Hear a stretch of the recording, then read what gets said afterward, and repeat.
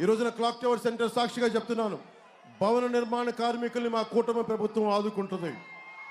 యువతి యువకులందరికీ ఎక్కడో work from home, మీరు ఇళ్లలో కూర్చొనే మీరు సంపాదన వచ్చేలాగా మనకి ఐటీ పరిశ్రమలు ఇక్కడికి మనకి దాదాపు 2.5 లక్షల హెక్టార్లో కొబ్బరి పంట ఉంది.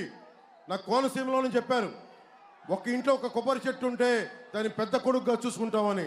అలాంటి పెద్దలకి చెప్తా ఉన్నాను, నేను మీరిచ్చిన నాకు ప్రోత్సాహం ఇచ్చారు. నేను మీ మాటగా చెప్తున్నాను, రైతాంగానికి, కౌలు రైతులకు కానీ, అమలాపురం కోనసీమ రైతాంగానికి కానీ మీకు గిట్టుబాటు ధర వచ్చేలాగా, మీకు కనీస మద్దతు ధర వచ్చేలాగా భవిష్యత్తులో ఎప్పుడు కూడా మీరు క్రాప్ హాలిడే ప్రకటించని పరిస్థితుల్లో ప్రభుత్వాలు నడుపుతామని తెలియజేసుకుంటా ఉన్నాను. అలాగే బాలయోగి గారి కోరిక కూడా, కోనసీమలోనే ప్రతి ఒక్క ప్రజల కోరిక కూడా, ప్రతి ఒక్కరి కోరిక కూడా కోనసీమలో రైలు కూత వినిపించాలి, మనకి రైళ్లు తిరగాలి అని.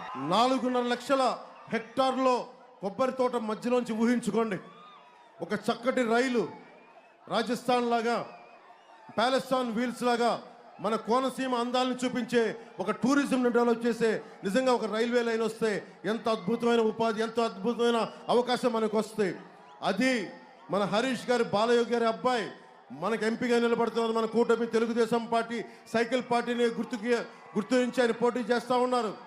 ఆయన్ని అభ్యర్థిగా, పార్లమెంట్ అభ్యర్థిగా మనం గెలిపించుకుంటే మేమందరం కూడా, ప్రధానమంత్రి గారితో నాకున్న పరిచయం మీకు తెలుసు, నాకు వారితో ఉన్న సాన్నిహిత్యం మీకు తెలుసు.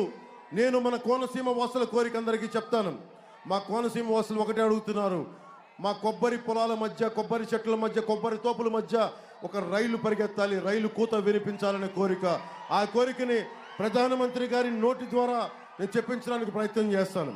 హరీష్ గారిని మనం పార్లమెంట్కి పంపించగలిగితే మనకి రైలు కూత అక్కడ వచ్చేలాగా అక్కడ పార్లమెంట్లో వారికి గళం వినిపిస్తాం.